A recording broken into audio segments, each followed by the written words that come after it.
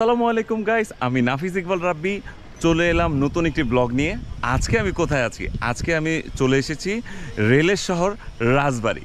এই রেল স্টেশনে হচ্ছে এই রাজবাড়ির একটা ঐতিহ্য আমরা অনেকেই জানি বা অনেকে জানি না, বাট রাজবাড়ী মানে হচ্ছে রেলের শহর বলা হয়। তো আজকে আমরা চলে আসলাম হচ্ছে এই রেলের শহরে। তো চলুন গাইস, স্টেশনটা বর্তমানে অফ, কারণ বর্তমান যে সিচুয়েশনের কারণে হচ্ছে রেল স্টেশন বর্তমানে অফ রয়েছে। বর্তমানে হচ্ছে এই রাজবাড়ী, আমি হচ্ছে একদম রেল স্টেশনে অলরেডি আছি।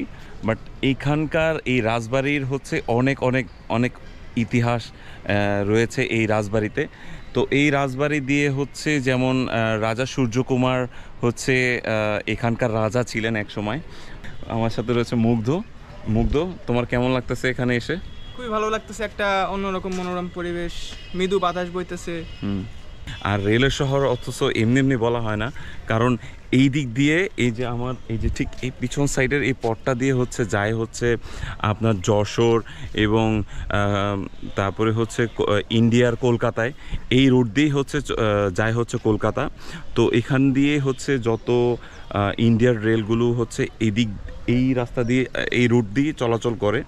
তো যারা হচ্ছে কম খরচে হচ্ছে ইন্ডিয়া যেতে চায় তারা হচ্ছে এই রুটটা ব্যবহার করতে পারেন, এবং খুব কম খরচে আমার মনে হয় যে আপনারা ইন্ডিয়া যেতে পারবেন এই রুট দিয়ে।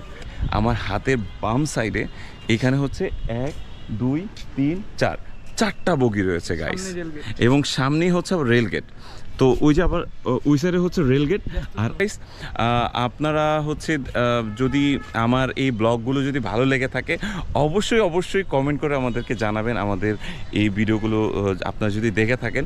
এবং যারা যারা এই রুট দিয়ে হচ্ছে মাঝে মাঝে যায় বা যারা চলাচল করেন তারা অবশ্যই আমাকে কমেন্ট করে জানাবেন। মানে হচ্ছে আমরা রাজবাড়ী হচ্ছে রাজা সূর্যকুমার ইনস্টিটিউটে সামনে রয়েছি। তো এটা হচ্ছে 1888 সালে এটা হচ্ছে প্রতিষ্ঠান করেছিল।